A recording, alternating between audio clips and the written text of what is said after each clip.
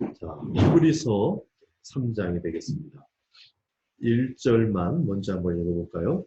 시작. 그러므로 함께 하늘에 부르심을 받은 거룩한 형제들아, 우리가 믿는 우리의 사도이시며 대제사장이신 예수를 깊이 생각하라. 하늘에 부르심을 받은 거룩한 형제들아, 우리가 그렇게 그러고 있습니다. 우리의 정체성 다시 한번 생각해 보도록 하는 호칭이고, 권면하기는 사도시며 대제사장이신 예수를 깊이 생각하라. 영어로 보면 더 확 다가오더라고요. NIV 버전에 보면 Fix your thought on Jesus. 예수님께 당신의 생각을 고정하라. 생각을 그냥 예수님께 딱 못 박으라. 매달려 있어라. 계속 그렇게 생각하라. 이렇게 고정하라고 되어 있고요. 한 절을 더 읽어보죠. 히브리서 12장이죠. 히브리서 12장 2절에 보면은 전반전에 믿음의 주요 또 온전하게 하시는 이인 예수를 바라보자. 여기서 예수를 바라보자 하는 이거는 또 Fix your eyes on Jesus 이렇게 돼 있어요. 그러니까 예수님에게 눈을 고정해라. 생각을 고정하고 눈을 고정하고 이렇게 이제 그런 첫 권면으로 시작하는데 그 앞의 지식을 바탕으로 해서 이것을 권면하는 거고 그걸 또 다시 한번 말하고 이렇게 이제 하는데요. 일단 히브리서의 믿음은 갈라디아서, 로마서, 야고보서 이런 강조들하고 조금 차이가 있다 그랬죠. 본질적으로는 다 같지만은 그거는 인내, 소망 이런 걸 견지하도록 하는 믿음으로 돼 있다는 겁니다. 그 구조를 앞 뒤에서도 나올 텐데 6절에 보면은 우리가 소망의 확신과 자랑을 끝까지 굳게 잡고 있으면 우리는 그의 집이다. 소망 얘기가 나오면서 끝까지 굳게 잡고 있는 것을 강조하죠. 우리 편에서 뭔가 이렇게 하는 그 동작을 강조하고 있고요. 결정적으로는 히브리서 10장 이것도 한번 찾아보겠습니다. 10장 36절부터 39절까지 이건 같이 한번 읽어보죠. 히브리서 10장 36절부터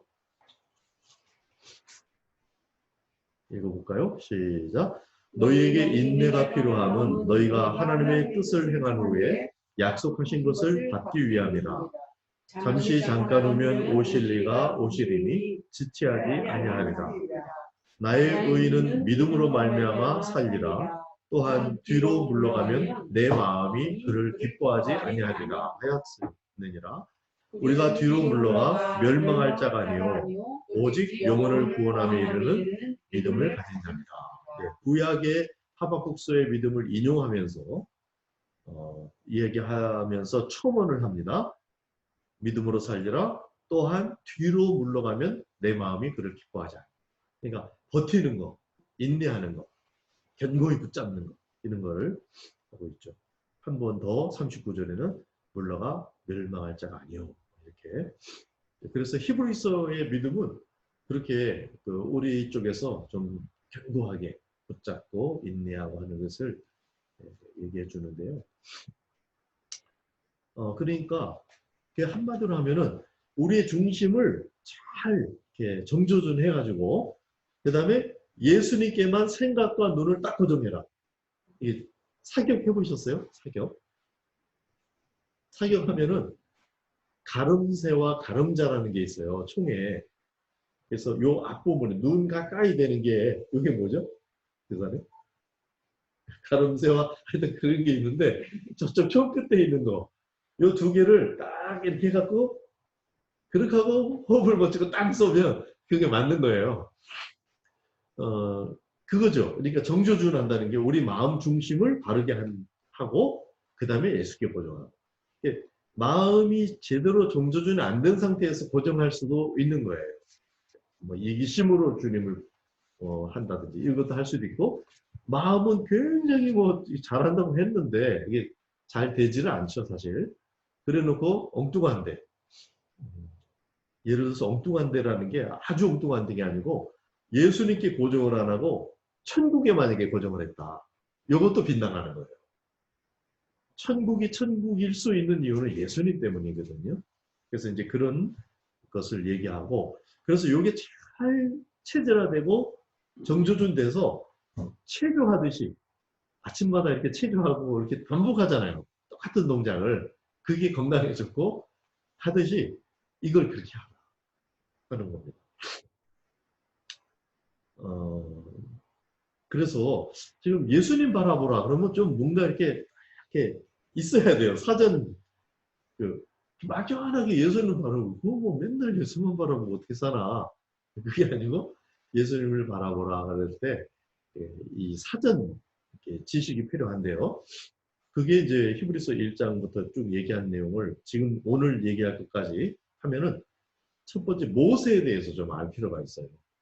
모세에 대해서 실감나게 좀 알 필요가 있고, 그 다음에 당연히 예수 그리스도죠. 예수 그리스도가 누구신가? 모세는 누군가? 이것에 대한 충분히 좀 이해가 있을 필요가 있고, 그 다음에 믿음의 본질에 대해서 이게 제대로 돼 있어야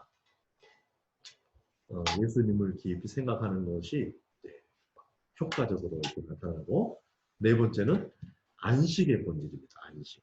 3장에서 안식 얘기가 나오거든요. 안식의 본질에 대해서도 해야 돼요. 그래서 그 이야기들을 오늘 조금 나눠보도록 하겠습니다. 자, 2절부터 6절까지 모세에 관한 이야기인데요. 제가 읽겠습니다. 시작.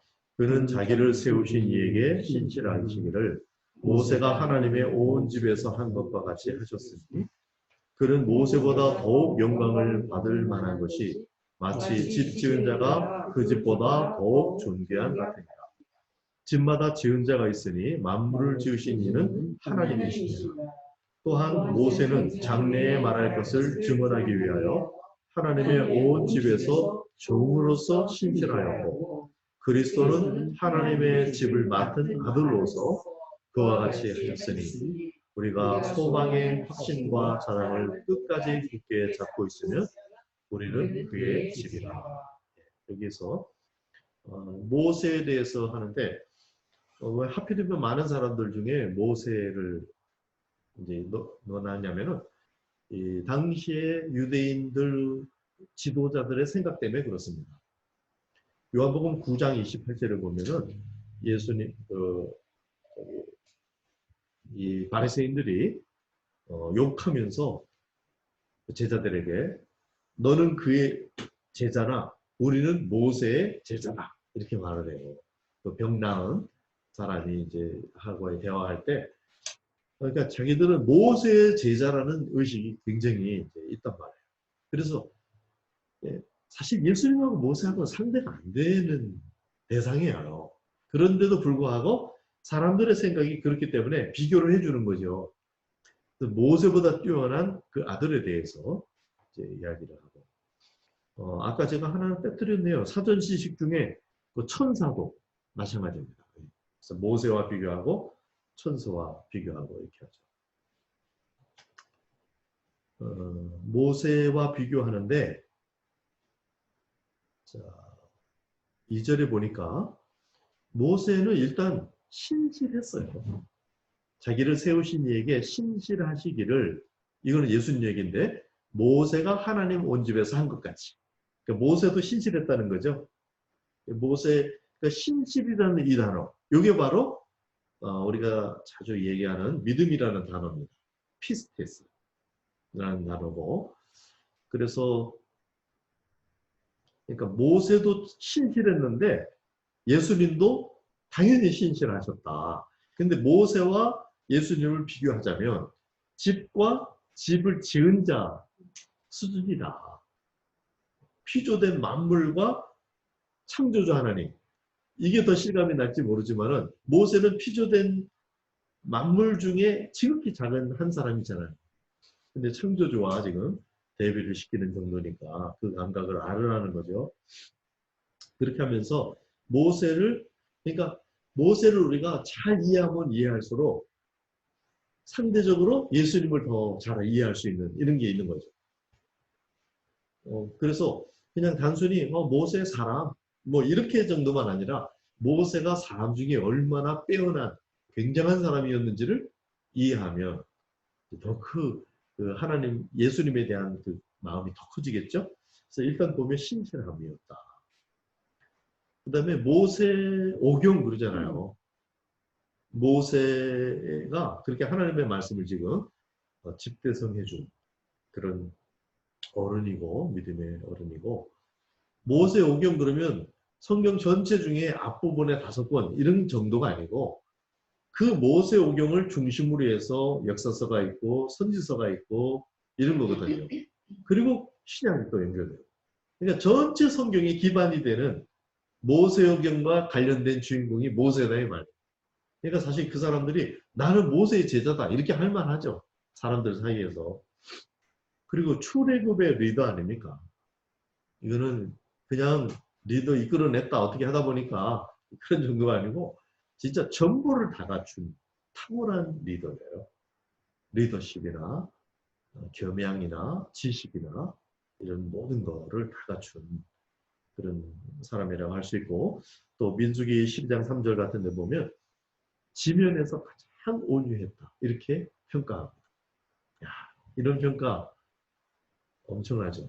민수기 7장 89절에 보면 하나님께서 목소리로 말씀해 주셔. 우리 선지자들 중에 하나님 말씀을 전할 때 하나님께서 말씀하셨다 이렇게 할 때 그 히브리 표현에 보면 내 안에서 말씀하셨다 이렇게 이런 표현이 들어있어요. 그러니까 선지자들의 그 하나님의 음성을 듣는 방식도 지금 우리가 생각하고 상상하는 그런 것과 유사할 수가 있는데 모세의 경우는 목소리로 이렇게 얘기했다 이런 식으로 되어 있으니까 그 친밀함이 엄청나죠. 출애굽기 33장 11절에 보면은 사람이 자기 친구와 얘기함 같이 여호와께서는 모세와 대면하여 말씀하십니다. 진짜 엄청 부럽죠. 그러니까 친구처럼 대면했던 그런 사람이 모세니 자, 모세가 엄청나죠. 그리고 하나님과 대면했던 그것 때문에 얼굴에 광채가 나잖아요. 이런 정도. 모세보다 뛰어난 예수님 그런 감각이 좀 옵니까? 설명을 듣고 나면 조금 더 그냥 예수님 이렇게 하기보다 모세보다 뛰어난 예수님 그럴 때 모세의 그 크기와 이유를 알고 있습니다. 자, 그런데 신실한 얘기가 나왔고 또 5절 또한 모세는 장래에 말할 것을 증언하기 위해서 하나님의 온 집에서 종으로서 신실하였다. 모세도 역시 신실한 이야기를 합니다. 근데 여기서 그리스도는 하나님의 집을 맡은 아들로서 또 뭐 이렇게 돼 있는데 그러니까 여기서도 아까 4절이 아니죠. 신실 얘기가 나온 게 2절 세우신 이에게 신실. 예. 2절 거기에서의 신실 또 여기서도 5절에서도 신실인데 모세와 예수님을 또 비교하자면 모세는 하나님의 집에서 그 사환 종으로서 신실했다 이거예요. 그 신실한 그게 다른 신실함이라는 그 태도는 같지만 그 품질이 다르죠. 종으로서의 신실이라면 하나님의 온 집을 맡은 아들로서 신실이다. 그리고 그게 우리랑 관계있다. 우리가 그 집으로서 우리가 함께 지어져가는 거죠. 그래서 우리가 참 성전 건축을 이루고 있는 겁니다. 지금. 자, 이런데 모세를 이제 이렇게 얘기했고 천사에 대해서는 앞에서 얘기했는데 제가 잠깐만 다시 한번 언급을 해드리겠습니다. 그러니까 지금 초점은 뭐냐면 예수님을 바라보자 이렇게 했을 때 막연하지 않도록 해드리려고 하는 거예요. 예수님을 바라보는데 예수님이 어떤 분인가를 묵상하면서 바라보고 이렇게 하는데 천사들에 대해서 천사보다 뛰어난 예수님을 이제 소개를 했잖아요. 천사들은 누군가요? 천사들은 지금도 하나님의 오전 회의에 참가하는 영들인 것 같아요. 그냥 하나님의 얼굴을 뵈는 거예요. 그런 존재들이라는 거죠.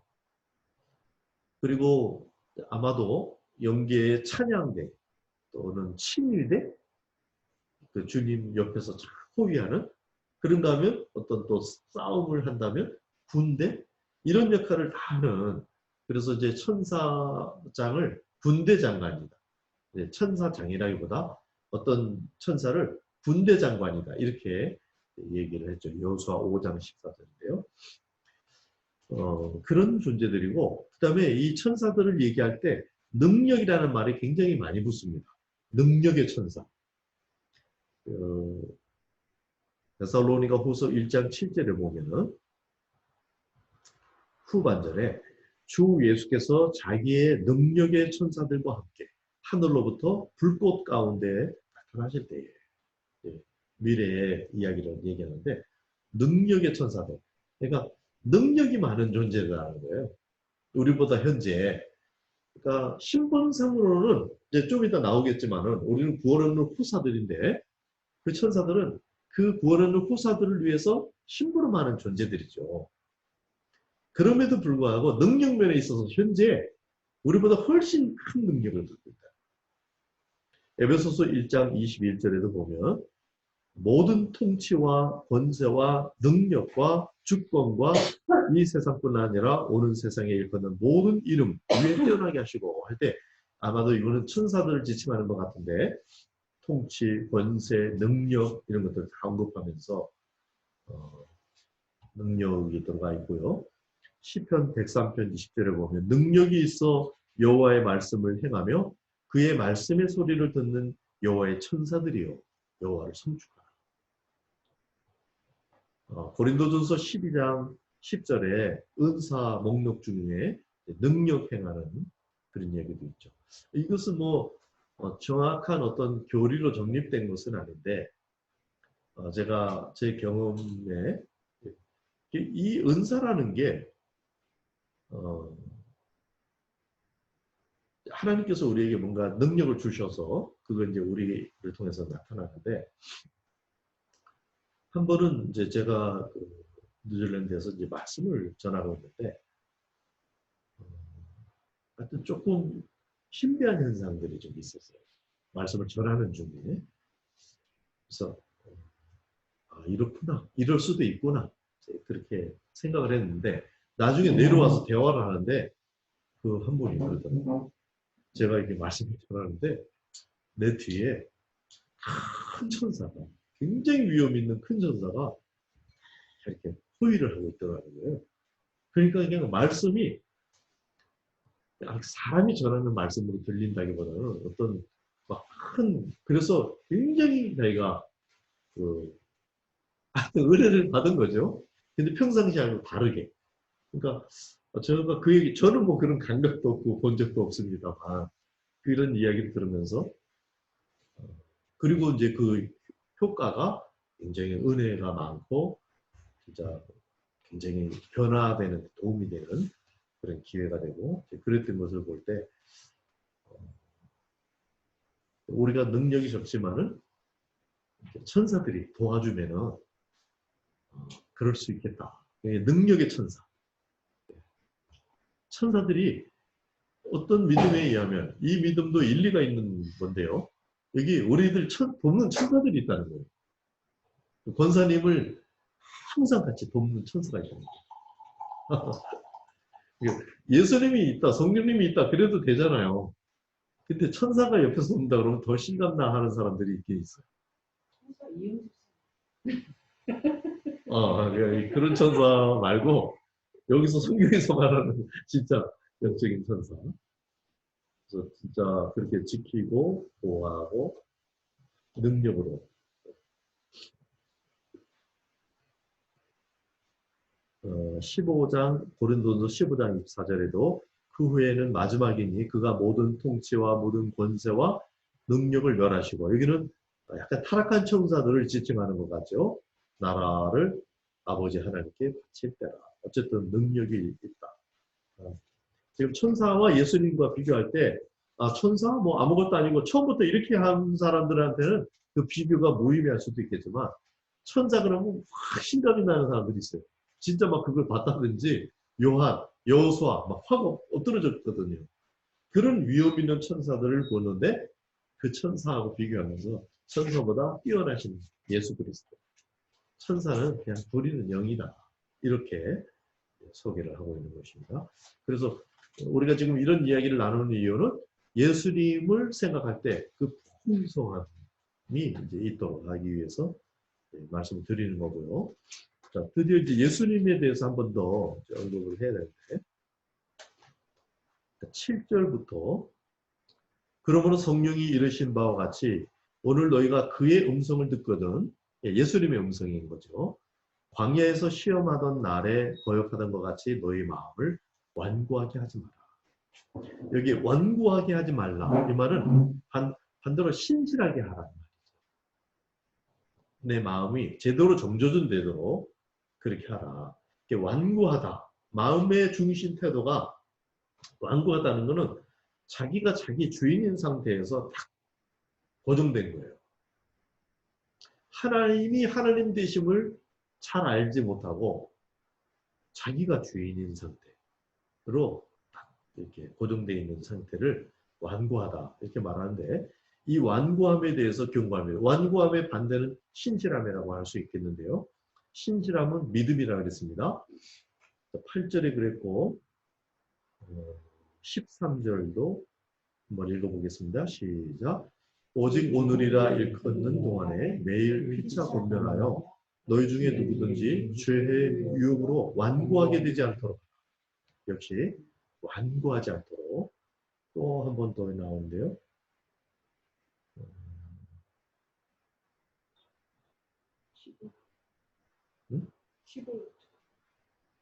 15절. 예, 15절. 그의 음성 듣거든 옛날처럼 완고하게 하지 말라. 이렇게. 그리고 완고하지 말라 그 말은 이 완고함도 중심 태도예요. 태도.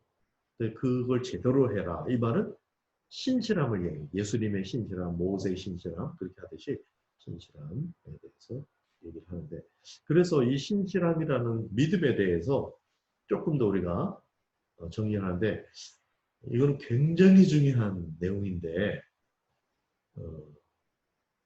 그래도 뭐 이걸 뭐 아무리 중요하다 그래갖고 부풀려 갖고 시간만 늘리고 그렇게 할 수는 없죠. 제가 짧게 이렇게 요약해드리지만 엄청나게 중요한 내용이어서 묵상을 잘 많이 해야 된다 하는 걸 이제 말씀드리고, 왜냐하면 믿음으로 하지 않아요. 이거 한번 읽어야 되겠네요. 로마서 14장 23절. 의심하고 먹는 자는 정죄되었나니 이는 믿음을 따라 하지 아니하였기 때문이라. 믿음을 따라 하지 아니한 것은 다 죄니라. 그러니까 믿음으로 하지 아니한 모든 것이 다 죄다. 하나님 앞에 이 신실하지 않은 이런 상태는 그게 죄다 이 말이에요. 그러니까 제가 주일날 영적 벽돌 쌓는 것으로 비유를 해서 말씀드렸죠. 믿음으로 한 것만 벽돌이 쌓인다 이 말이에요.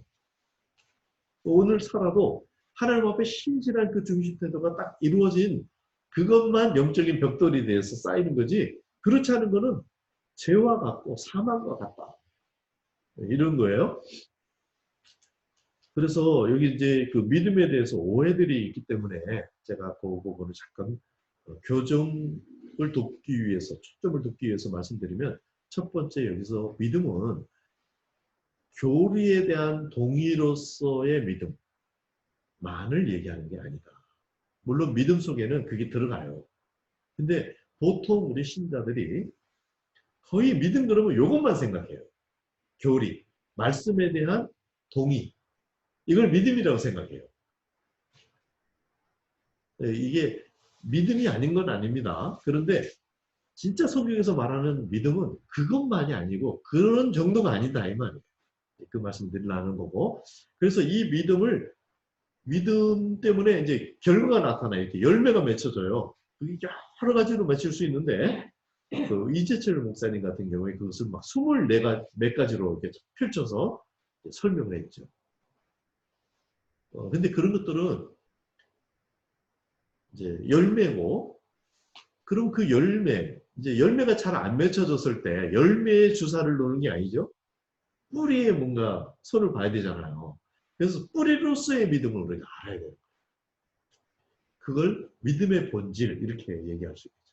믿음이란 뭔가 진짜 믿음이 믿음의 본질에 대한 걸 이해를 하고 있으면 그걸 딱 이해하고 있어야 이게 다 응용이 되고 하는데 제가 이제 수차례 얘기했지만 그게 바로 신실한 중심 태도, 신실한 중심 태도. 그것을 조금 더 설명을 해 보겠습니다. 지금 이제 우리가 갖고 있는 이슈들과 연결해서 설명한다면 어떤 중심 태도냐면은 신뢰를 유발하는 중심 태도예요. 하나님에 대한 신뢰. 이 중심 태도가 딱 돼 있으면 돼 있는 사람은 하나님을 진짜 신뢰해요. 그러니까 만약에 뭐가 일이 틀어지고 잘못되고 이래도 하나님이 나를 붙잡고 있는 사실에 대해서 신뢰해요. 이걸 믿음이라고 또 우리가 얘기하고 그러니까 말씀과 약속에 대한 동의죠. 그걸 붙잡는 거고 그래서 주님을 의지하게 되고 주님이 나를 의탁하게 돼요. 의탁. 그래서 인내가 나오고요. 견딜 수 있는 힘이 나오고 그래서 이게 로마서 히브리서 마가복음 같은 데서는 확증으로 나오죠. 이 말씀을 동의하기 때문에 동의하고 그 말씀이 확실하게 믿기 때문에 역사가 또 연결이 돼요. 그러니까 이게 우리가 이제 주로 믿음이라고 얘기할 때 이 부분이에요. 신뢰를 유발하는 중심 태도이고 두 번째로는 행동을 유발하는 중심 태도입니다. 이것은 주로 야고보서 갈라디아서 얘기하는 바인데 행위가 나온다는 거죠. 행위가 믿음은 아닌 거예요. 행위가 믿음의 열매로서 나타날 수 있는데 이 중심 태도를 신실하게 하고 있으면 이 지금 성경에서 말하는 그 신실함이라는 것은 행위를 유발할 수밖에 없는 신실함이다 이거예요. 갈라디아서 같은 경우는 사랑으로 역사하는 믿음뿐이니라 이렇게 설명하죠. 사랑 행위. 세 번째는 이게 원리를 믿고 뭐 이러는 게 아니에요. 영적인 원리가 있고 법칙이 있어서 그걸 믿고 이런 정도가 아니고 하나님과의 살아계신 하나님과의 교감을 갈망하는 중심 태도예요. 이 중심 태도가 바로 되면 인격적인 하나님과의 교감을 원하게 돼 있어요. 그냥 교회 다니고 뭐 이렇게 몇 가지 규칙이 있는데 그 규칙을 잘 지키고 이런 게 아니고 살아계신 하나님과의 교감을 원하게 된다. 그래서 그걸 이제 요한은 사귐으로 이제 표현하고 이끌어주고요. 기도라는 게 그런 거죠. 이렇게, 그러니까 믿음은 반드시 기도로 연결이 되게 돼 있어요. 믿음이 있는데 기도는 잘 안 한다. 여기서 기도를 한다는 것도 기도의 행위만을 얘기하는 건 아닙니다. 하나님하고 이렇게 교감하고 싶은 그런 인격적인 반응이 일어나는 중심 태도.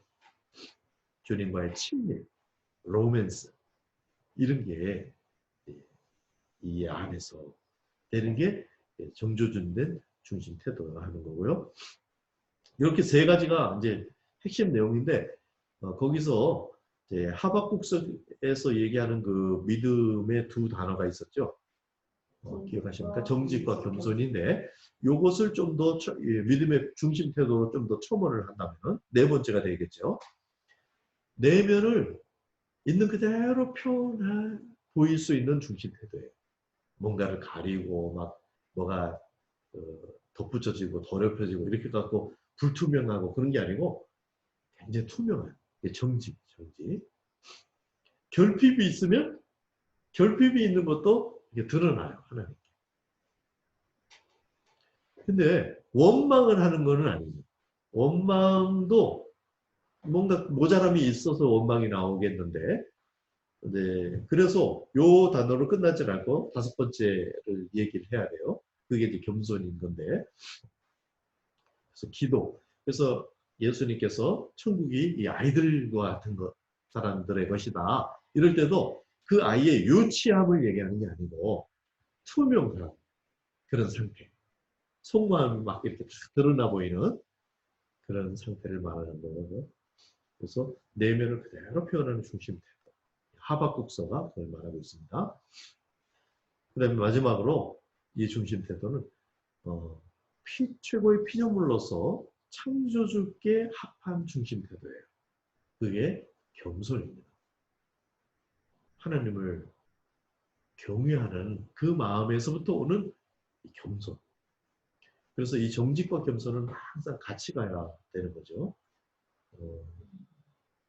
세상에서도 정직과 겸손이라는 말을 쓰기 때문에 제가 말할 때마다 조금씩 말을 좀 길게 하게 되는데, 이 겸손은 하나님을 정말 경외하기 때문에 오는 겸손을 의미하는 겁니다. 그래서 속에 이제 모자란 결핍이 있어요. 그 결핍을 하나님 앞에 표현할 때도 겸손한 거지 원망하거나 불평하거나 이거는 하나님을 경외하는 마음이 없는 거죠.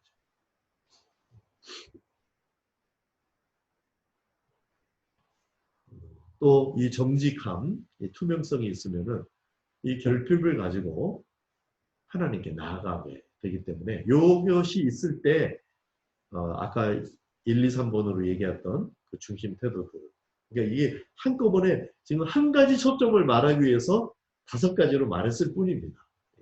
그걸 한 가지로 말한다면 신실함, 2가지로 얘기한다면 정직과 겸손 이렇게 표현을 했던 겁니다.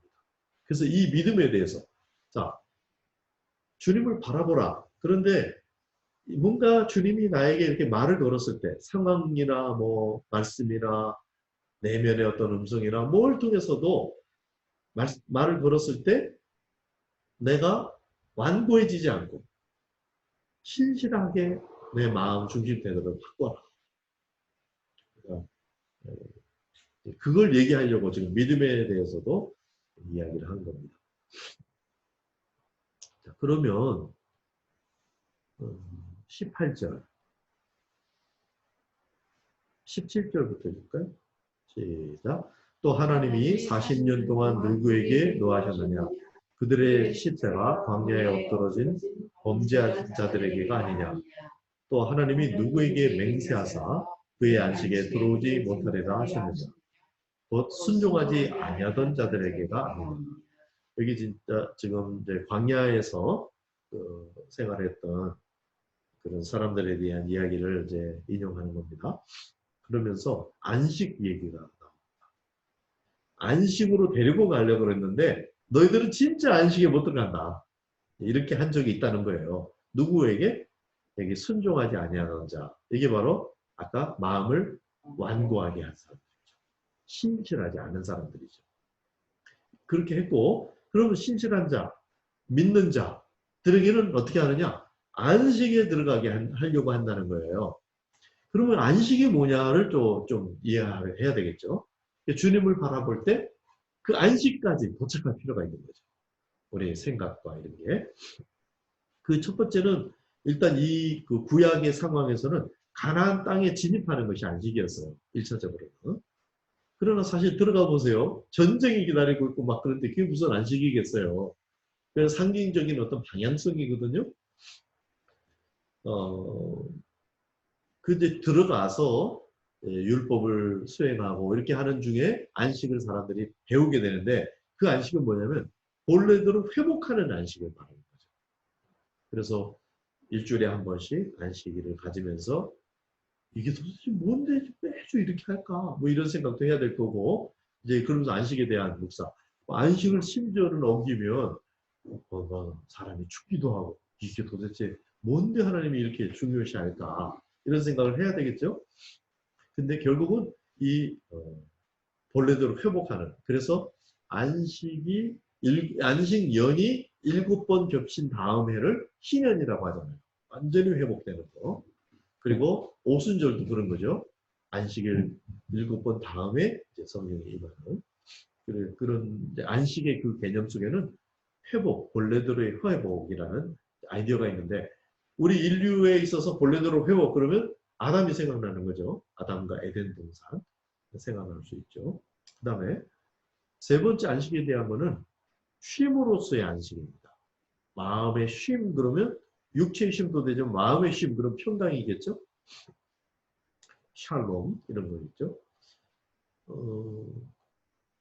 그래서 안식에 대해서 가르칠 때 구약 성경에 보면 쉬도록 하는 거 이걸 계속 가르칩니다. 그래서 지금도 현대인들에게도 우리 성도들에게도 쉼이 필요하죠.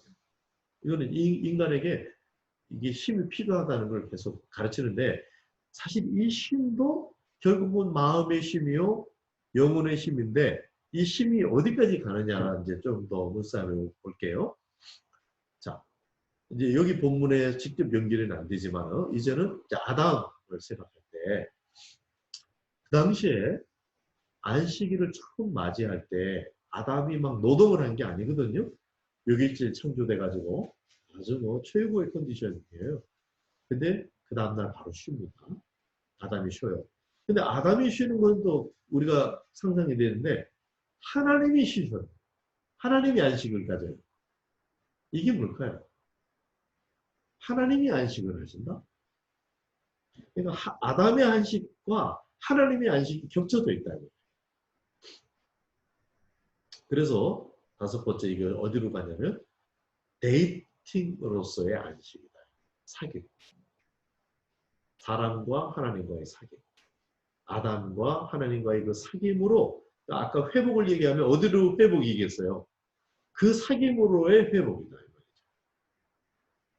그런 사귑으로서의 안식에 대해서 우리가 이해하고 있으면 주님을 바라볼 때 주님이 안식으로 오거라 이렇게 초대할 때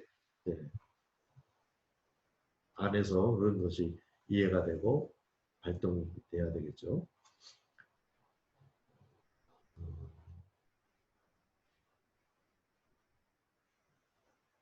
그리고 안식일을 아까 말씀드렸지만은 깨지면은 그걸 죽이기까지 하는 율례를 보여주시는 것은 그렇게까지 강렬한 의지로 이 안식을 지키려고 하시는 거예요. 하나님과 우리와의 사귑이 여기에 하나님의 마음이 얼마나 부어져 있는지를 알 수 있는 장면이 바로 안식지키는 방식입니다. 마지막으로 안식에 대한 마지막 천국에서의 영원한 동고동락이겠죠. 이게 안식의 원형이 회복이 되는 거예요. 그래서 이걸 요한이 너무나 간단한 용어로 삽입을 누리는 것이다. 이렇게 한 거죠. 안식에 대해서. 자, 그러면 우리가 주님을 바라보라. 이렇게 했을 때, 그러니까 지금 여러 가지를 얘기했잖아요. 근데 이런 것들을 지금은 좀 양을 많게 해갖고 이렇게 얘기를 했지만 이것을 거듭 묵상을 통해서 몸에 배도록 해서 체조하듯이 이걸 이렇게 반복하면은 주님을 제대로 바라보는 이 일에 계속 진전이 있고 상임의 진정이 있게 된다 하는 겁니다. 그거를 해주는 아주 중요한 본문이 되겠어요.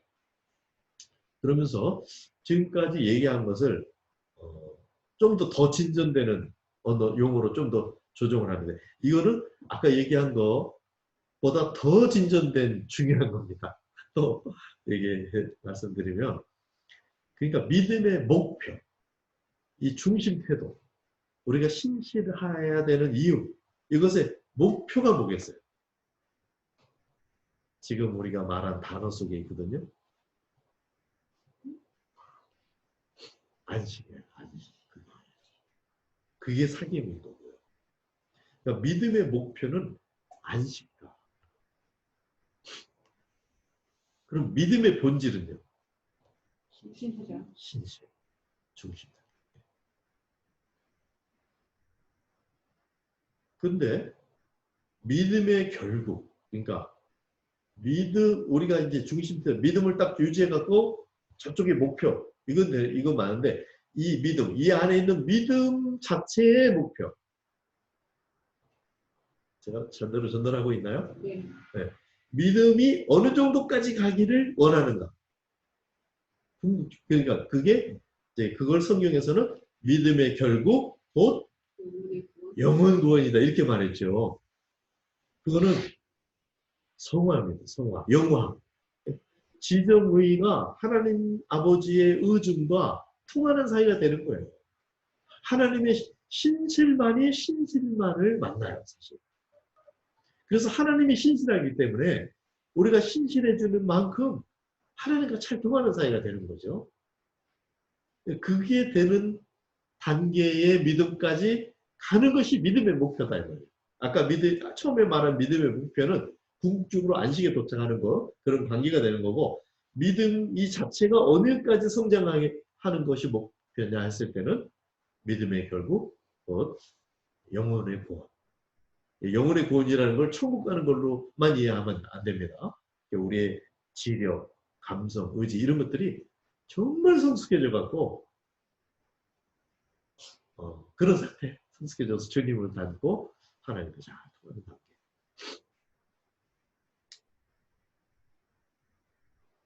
자, 이런 걸 가지고 깊이 생각하라.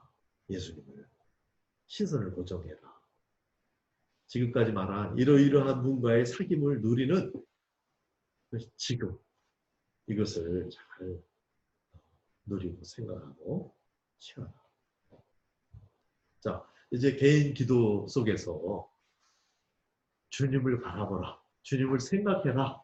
이렇게 할 때 그 풍성함을 어느 정도 이해할 수 있으시겠죠? 그죠? 그게 그러니까 그냥 막연한 그런 게 아니고 이걸 또 매일 얘기할 수는 없어요. 이 내용을, 긴 내용을. 그래서 그냥 예수님을 바라봅시다. 이렇게 말할 때 이런 풍성한 내용이 들어있다. 그러니까 1, 2, 3장을 반복할 필요가 있다는 생각이 듭니다. 그래서 저는 제가 꼭 얘기해서라가 아니라 정말 1, 2, 3장을 이 성경 본문만 봐갖고는 또 그렇게 혼자서 못 보는 게 있으니까 지금 제가 이렇게 안내해드린 내용들을 곱씹으면서 차례 들을 필요가 있지 않겠나 이런 생각이 듭니다. 저마저도 마찬가지예요. 저도 사실은 성경을 묵상하면서 막 알았던 거를 얘기하는 것만은 아니거든요.